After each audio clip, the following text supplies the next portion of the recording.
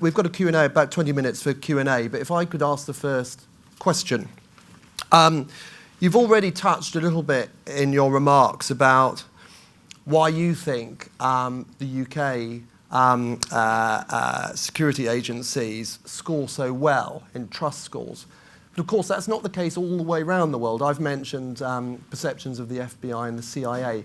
What are the cultural differences you've seen in terms of how the spy agencies are perceived around the world? Well, I think we have been fortunate in this country that that success has bred success. I think when you have high public standing, you're seen as an effective organisation, you attract good quality people who want to stay and contribute to the work that you're doing. And that breeds a virtuous circle where you get the right people in, they do the right things, and they do them effectively, and you produce the results. So that's definitely one thing that's helped. I think, secondly, in the UK, we have stayed in the lane of our professional responsibilities. I think one of the problems for the CIA has been that it's become involved in lethal operations, and that has muddied some of the work of intelligence agencies. We've been very clear our role is to produce intelligence. Of course we support the military, but if there's any kinetic operation to be done, it's done by the military under military authorization and not done within the intelligence world. And I think people understand and respect that. And I think the continued track record of the success of the intelligence agencies has contributed a great deal to maintaining that high impact. Of course, we've had a ghastly terrorist attack here in 2005, but the public know that that wasn't one attempt that happened to get through. It was one of scores of attempts to launch terrorist attacks in this country.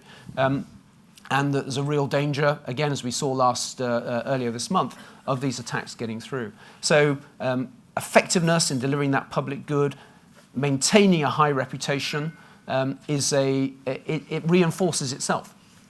Could I take some questions from the floor? There's a question here at the front. Oh, we'll get a microphone to you.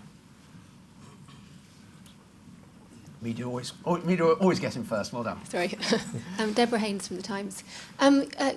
Looking at the sort of intentions and plots of jihadists in places like Iraq, Syria, Yemen, and elsewhere, do you believe that an attack against Britain or a British target overseas is inevitable? And are you worried that MI6 is overstretched, given the diversity that we're seeing of the threats? Well, I think Andrew Parker, the Director General of MI5, spoke to this only a week or so ago, and I don't claim to be up to date. I'm not going in for weekly briefings on these things, so he's much more authoritative than I can be. But we have seen a trend over the last 2 years of the threat rising. The formal threat level has gone up, which says that a terrorist attack is highly likely. That's not saying an attempt at a terrorist attack is highly likely. It's saying a terrorist attack getting through is highly likely. And we have to take those words at face value. When you've got hundreds of people going out to places like Syria and Iraq and coming back, I think the great majority of them are probably mightily relieved to get back and don't have the intention to go into terrorism. But there will be a hardened core who are absorbed into extremist ideology and training when they're out in places like Syria will pose a real threat to us back here.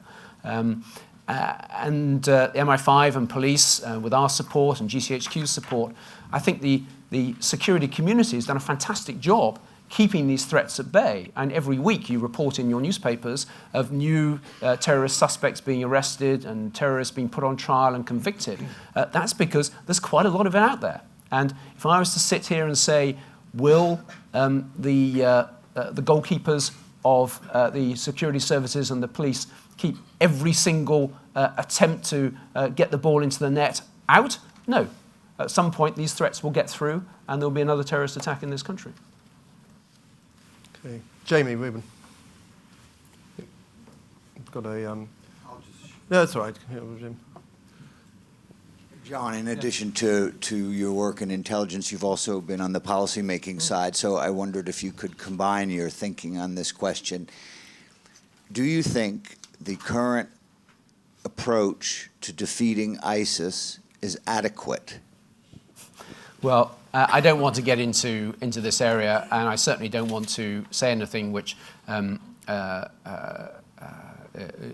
would be sort of seen as critical or distancing myself from current government policies. I think it's a very difficult issue. People criticised the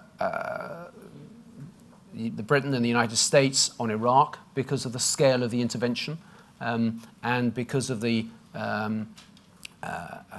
full-blooded effort to rebuild Iraq with security forces on the ground. They're criticised for Libya for avoiding that particular approach and helping change the government, but leaving it for the Libyans on the ground to rebuild their country, which they singularly failed to do.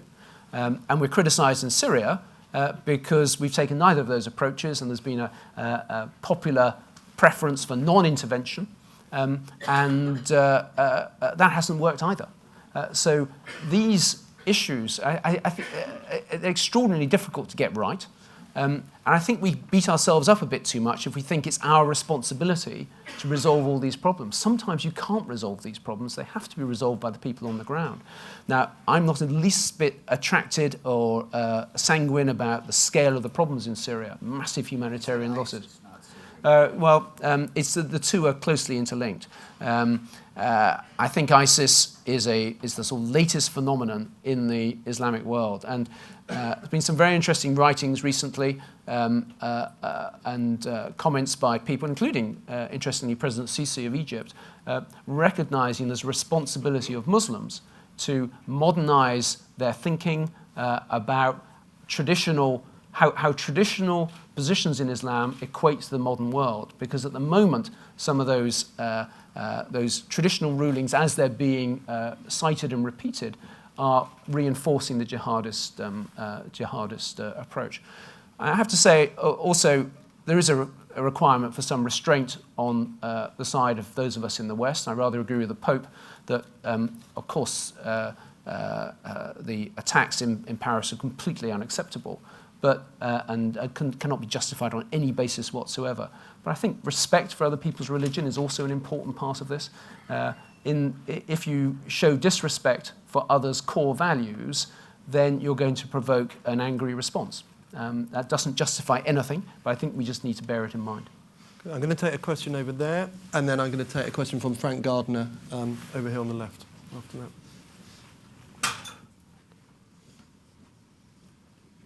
Thanks very much. Gisela Stewart. I'm now on the Labour MP. Hi, John. Hi, Gisela. We've just come back from Iraq, where we actually looked at the way we're training the Peshmerga. And what I was struck by was the thinness of the FCO representation. And surely the intelligence services can't operate properly if we don't also have a real working network on part of the FCO, which you can link into. Has that been cut back so much that actually the intelligence gathering is really compromised by that? Well, you're tempting me down various roads there, Gisela. I'm sure if you've been out there recently, you'll be able to make your recommendations as the Foreign Affairs Committee as to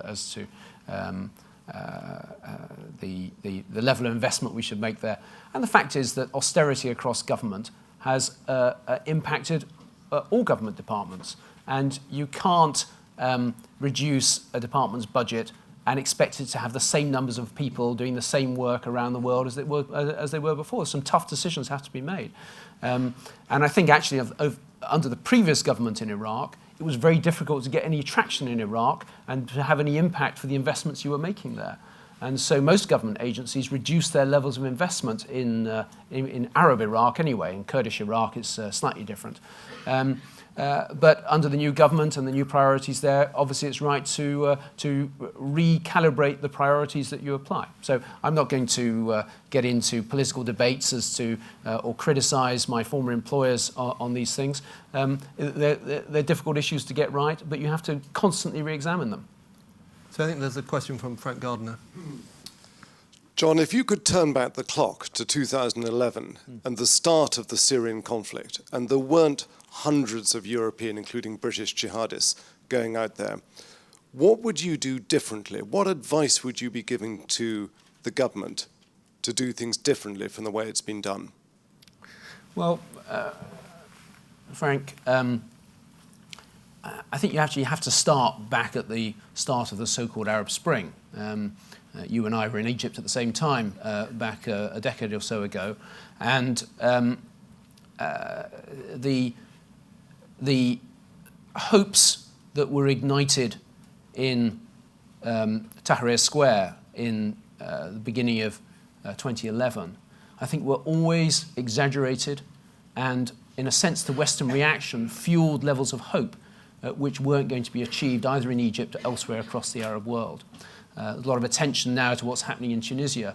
Well, if a more fairly run and democratic Tunisia is the only result of only benefit that has come from the Arab Spring, it's a pretty poor record. And I think a lot of people got their initial assessment of what this meant skewed in the direction of over-optimism, and that applies to media, applies to think tanks, and applies to many in governments as well.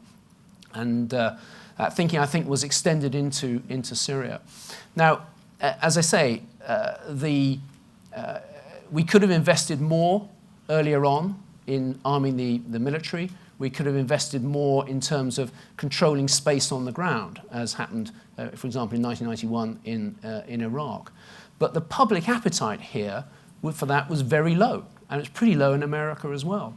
And governments, even if the elite thinks that this is what we should do, if you can't carry Parliament and the public with you, and that was demonstrated in the, whenever it was, the summer of August 2013, was it, with the vote in Parliament, well, you're not going to have a successful policy unless you've got public backing. Because, frankly, taking us back to the subject of this morning, trust, the public has lost trust in the efficacy of those sorts of military interventions in the wake of Iraq and Afghanistan, and to some extent Libya as well. That trust has to be rebuilt. Now, I could think of a number of things that in an ideal world the government could have done that we hadn't done, but unless you have that basic trust in government to carry them out effectively, well, they're just theoretical options. Okay, there's another question here on the front. Question here, sorry. Jason Groves from Marsh. One of the top risks that the Edelman survey have identified is cyber security, and indeed it was one of the top risks that was identified in the Global Risk Report that we published with the World Economic Forum last week and just prior to Davos. What's your perception of the cybersecurity threat to UK business from overseas? Is that likely to grow? And also, do you have an opinion on the resilience of UK corporations to be able to accommodate that threat? GCHQ produced a report on this just a week or so ago, which I think said that 80% of the major British companies, I think they were looking at the FTSE 100, 80 out of the 100 have suffered major cyber attacks that have cost them, on average, I can't remember the exact figure, but a significant sum. I'm sure you can look it up yourself. And this level of cyber threat and hostile cyber attacks against UK corporations and across the Western world has been growing steadily over the last 6 or 7 years. I think corporate understanding of this has grown significantly. I think only 5 years ago, corporate leaders were going off to events in exotic places in the Far East and taking all their computers with them, and then were rather surprised when a few weeks later they found a cyber attack on their servers. I think that sort of naivety is going away. I think boards have it on their agenda. I can't think of a FTSE 100 company that wouldn't have the cyber security as a board-level risk these days. If there's any left, well, you're behind the times, guys. But I still think it's difficult for boards to understand how they go about these issues. What questions should they be asking? What are their most sensitive data sets? Who might want to try and get hold of them? What is a reasonable level of security? It's one thing to say after your company's been victim of a cyber attack, oh, we're going to double the budget on cyber security. That's a useful input, but how are you actually going to use it to best effect? I think cyber defenses, so computer hygiene has got a lot better over the last 4 or 5 years, but so have the skills of the hackers and the criminals and the hostile state actors. As it is with states, so it is with cyber attacks. It's much easier to bring something down, to destroy it, than it is to protect it and preserve it and nurture it. And we've seen these so-called distributed denial of service attacks, i.e. basically bringing down banks and oil companies. And I think it's been demonstrated it's actually quite straightforward to carry out these attacks, and the levels of vulnerability are that much higher. So undoubtedly, cybersecurity is an issue for everyone, and enhancing the quality and effectiveness of the approach of leaders, many of whom come from a generation which are not that adept, and we can all Google, we all use our computers and our iPads and so on, but are you really adept at the technology that lies behind it? And you also can't just give it to your technology experts, because all you get is a lot of techno-babble back from them. You've got to, as a board, know what questions to ask and be able to navigate your way through a rapidly growing business so that what you've got suits your requirements. And, if I can, I think having seen this threat grow, I think it's one of the areas that, if I can give a plug, a new business like ours is bound to be interested in. Richard, can I ask you, you're about to go to Davos. You talk to a lot of business leaders in the US and when you travel around the world. Do you think business leaders are complacent about cyber and the threat of cyber to their businesses? Or do you think Sony was a game changer for them? I think they're very conscious of cyber issues, but I think they're unconscious of the issue of the right to privacy. I think that they haven't understood that there's a new compact that's required between the individual and the corporation, and that particularly in Silicon Valley, there's a God-given right to use the data that they have in order to aggregate it and improve their product. And I think that is as big a risk as cyber, because the individual doesn't want to be exploited. The individual wants some kind of benefit, wants a trade, wants something that assures them of their right to the privacy that they believe that they are entitled to. And I don't think that companies have really absorbed this, and that's particularly true in what I call the sort of next-gen companies, Uber, Airbnb, and others. And this is where the confrontation comes. But there is a tension there, isn't there, Richard, between the private goods that people expect from their engagement with these companies and the public goods that they want preserved as well. But I think that the choice has to be explicit, not implicit. Yeah. That someone has to have the right to opt out. And somebody has to be informed of that my data is going to be used unless you opt out. I mean, it needs to be much more of a formal kind of exchange of information, as opposed to implicit kind of acceptance. Well, my former employers will be particularly interested in those who opt out. Now, we've only got time for one more question, and I've asked a lot of questions at the front. And actually, look, I'm going to take two. I'm going to take Matt Peacock from Vodafone, and I'll take Christian Amanpour. Let's Matt first. Thank you.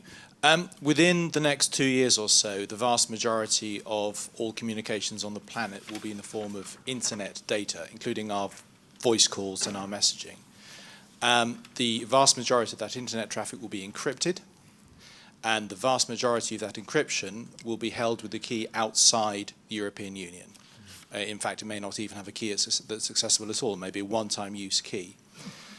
Is that a concern for the agencies? And if so, what should be done about it?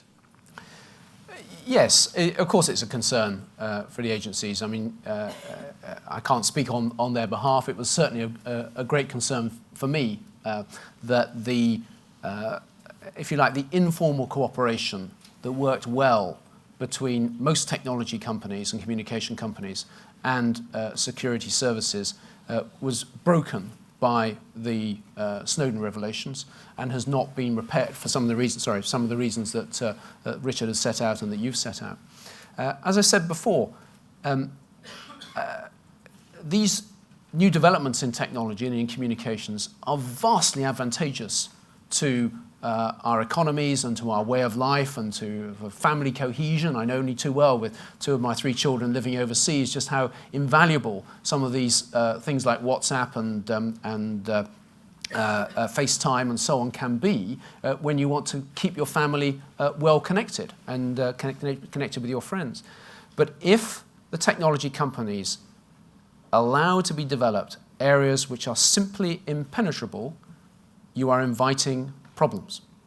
And we have to find a way as a society whereby the technology companies who are making vast investments, much more than any government can make, in these new technologies, and those responsible for the security of our societies can work together so that the interests of both can be met with limited compromise. Now, I don't believe that there's a trade-off between security and privacy.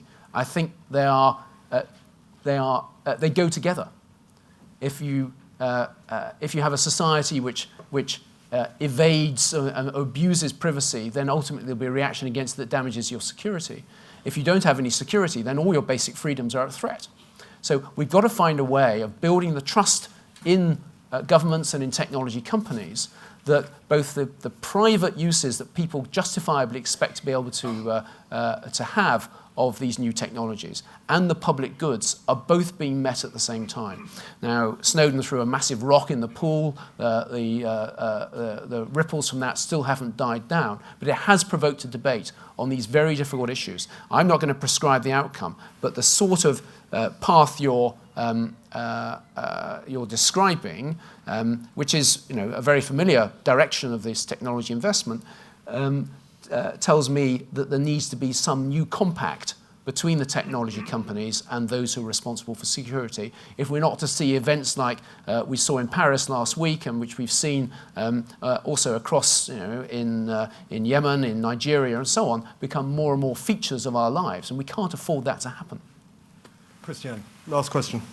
Actually, the question is, after your fascinating discussion, John, I actually wanted to pick up on a couple of things that you have in your trust barometer at Edelman.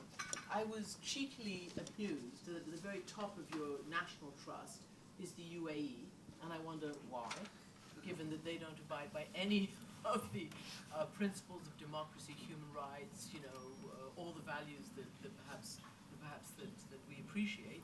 So I'm really interested in why they're at the top of the trust pyramid. And in Britain, you've talked about austerity in your services and others.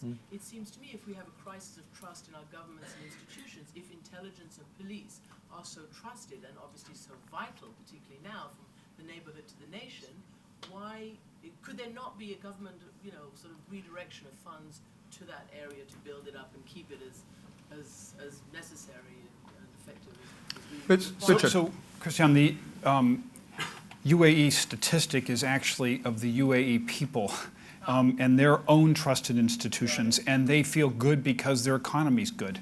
And there's a direct correlation between trust and economic performance. And actually in acceptance of innovation too. There's a direct linear relationship between do you like your institutions and do you believe in fracking or other things. And so I would say, though, that the developing market brands, when you go to developed markets, are terrible. So your intuition is correct as to the other's view of that. Do you want to talk about? You don't want to talk about that other thing.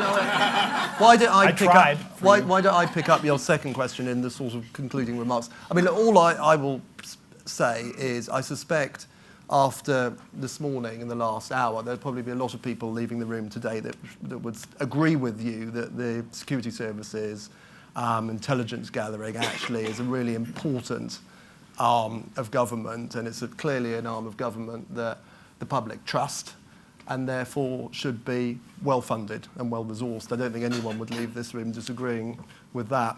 But look, I know we could probably talk all day, actually, and there would be lots of questions that would just keep on coming. But I do want to thank Richard Edelman.